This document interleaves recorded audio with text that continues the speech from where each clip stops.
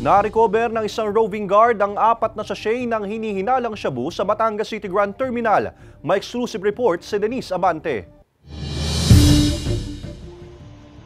Walang masyadong pasahero sa Batangas City Grand Terminal alas 6 kagabi. Sa kuha ng CCTV camera ng terminal, makikita ang pagdating ng isang tricycle sa kayang isang pasaherong nakaitim na jacket at may dalang itim din na bag. Dumukot ng pambayad sa kanyang bulsa sa kadumiretso sa departure area at umalis na ang tricycle. Sa isa pang anggulo ng CCTV, makikitang nakatayo ang roving guard ng tila may napansin sa pedestrian lane at kaagad niya itong kinuha. Tiningnang maigi at tinawag ang kanyang OIC. Agad ko ginawa na aksyon, tumawag po ako doon sa superior po namin, pinaka-chief officer po namin, na ganun po, na minapulot po yung ano namin gano'n.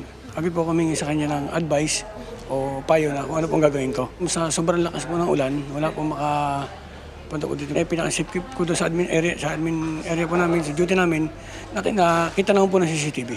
Ngayong araw, i-turn over ng pamunuan ng terminal ang isang plastic na naglalaman ng 4 pang plastic sachet ng pinaghihinalaang shabu. Sa isinagawang initial examination ng PIDEA Calabarzon, lumabas na 89% itong methamphetamine hydrochloride o shabu. Inupuan din ito ng 2 canine dogs, senyales na kontrabando ang nakalagay sa plastic sachet. Ngunit ayon sa PIDEA Calabarzon, dadalhin pa rin ang mga ito sa national headquarters ng PIDEA para sa confirmatory test. Ang lalaki sa video na nakahulog ng mga plastic, hindi na rin daw tumuloy pa sa pagsakay ng bus pa Maynila at agad umalis sa lugar ayon sa pamunuan ng terminal. Pagtitiyak naman ng pamunuan na mas paiigtingin pa nila ang seguridad sa terminal.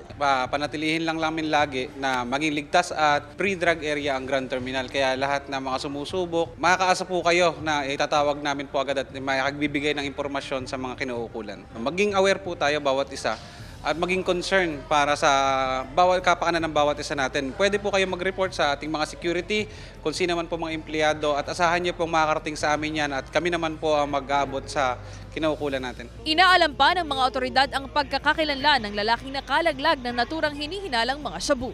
Kasama si J. Arman Hares, Denise Abante, Balitang Southern Tagalog.